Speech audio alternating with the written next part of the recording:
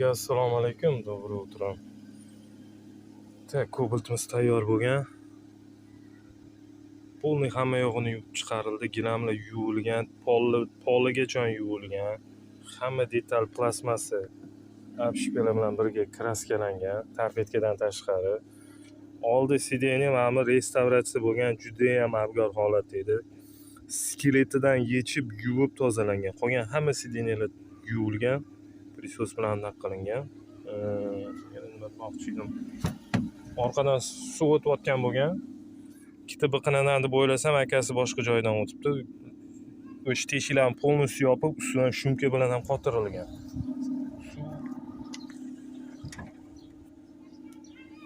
Tekan kasal joyidan o'tib ketgan, lekin men buni qila olmayman. Qo'ldan kelgancha yamay berdim. U bir ikkita ham qo'yilmagan ekan ichidan. O'sha joyidan o'tib ketgan. Agar yana o'tadigan bo'lsa, kuzatishga olib borishadi. Na всякий случай mana bu yerda probkasi bor, na всякий случай ochib qo'yildi. Hamma yog'i yuvilgan. Qo'ldan kelgancha заводской qilib chiqarildi. Bu sideniyalar idealniy chiqqan ekan. Xizmatlar bo'lsa bemalol qadamiz.